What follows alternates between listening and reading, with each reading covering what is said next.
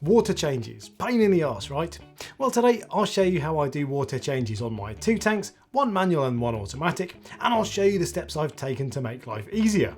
And if it's your first time here and you want a new reefing video every week, make sure you subscribe and turn on notifications so you don't miss out when I upload. Now, the tank on which I do automatic water changes is my 450 litre 120 gallon tank. So let's start with that by taking a look at the automatic water changer I use. Now, this is the Reef AWC 53, which holds 53 litres of water. I start by filtering my own water using a 400 gallon per day RO filter. The beauty of having such a big RO filter is that it filters water quickly and it takes less than an hour to fill up my water changer. So all I need to do on a Saturday morning is turn the water filter on, put the level sensor at the top of the container so it doesn't overflow, and sit back and wait for it to fill. Now, in the winter I put a heater in because it gets cold, although I don't do that in the summer, but I always put a power head in to mix the salt up nice and quick. I then measure out 2.2 kilograms of salt, and I know that is the exact amount I need because I measured it several times when I first started using this, so now I don't even bother testing the salinity as I know it'll be spot on. Then all I do is pour the salt in the water changer, top up with a bit of fresh water so it's full to the brim, and let it mix overnight. Now, I simply let it mix overnight for convenience, but I'd be perfectly happy letting it mix for an hour or so, as it seems to be pretty much clear after that sort of time. So when it's done, I then take the heater and the pump out, and because some of the bubbles have moved around inside, I top off with a bit of water again, then roll it into my living room where the water change can start. There's an inlet hose and an outlet hose. The outlet hose is connected to a pump in the water changer, so it pumps water into the main tank, and the inlet hose draws water from the tank back into the water changer.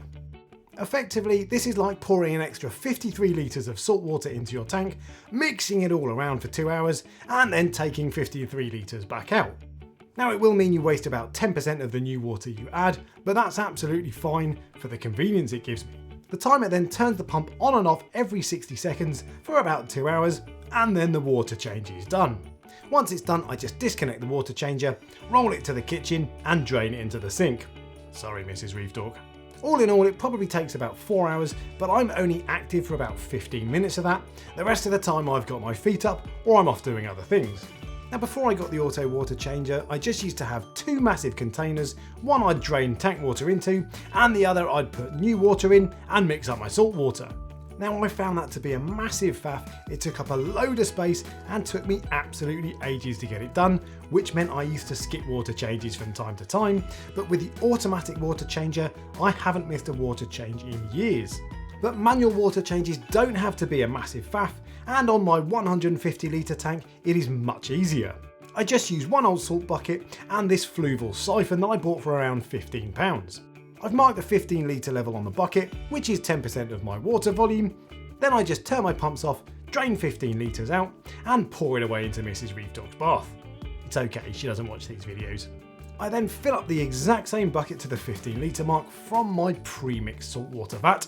I pour some water into the sump and then the rest into the main tank. I'm not too careful with how I do it, as it doesn't seem to affect corals, even though there's a bit of a temperature differential between the new water and my tank water. Now, I do sometimes find if I pour the water in too quick, corals will come off their frag plugs, so I try to back off a little bit and not be too hasty. Now, the pre-mixed salt water is stirred every night for 12 hours with a pump on a timer. But because it's upstairs and it retains a decent temperature all year round, I never bother heating it, and it doesn't seem to have an impact when I do water changes. Now, that whole process takes just over 10 minutes, and I know that because when I turn my return pumps off at the start using the 10-minute feed timer, it comes back on just as I'm finishing up.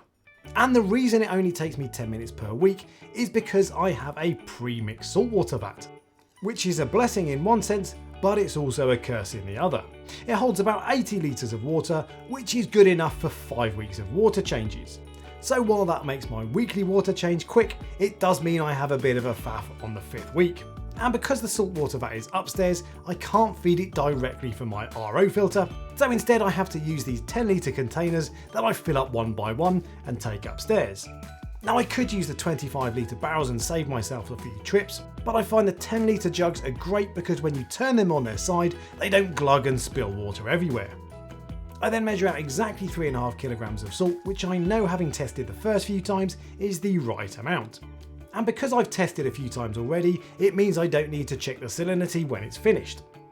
I'll then let it mix, and because this pump is pretty gentle and not that powerful, I tend to leave it for a good 24 hours before I do a water change. Now I do much prefer doing it this way, as it means I only spend 10 minutes every week for the most part. But it does of course mean I have extra effort every 5th week, and it takes about an hour and a half to fill up the full 80 litres. So in between running up and downstairs while that's happening, I take the opportunity to do a bit of maintenance on my tank, calibrate dosing pumps, give it a good old clean and that sort of thing.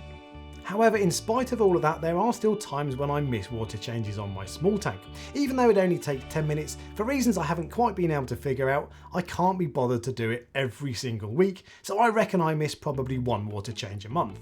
There's no good reason at all, and it actually probably takes less time than my automatic water change, but there's just something about an automatic water change that makes me want to do it every week.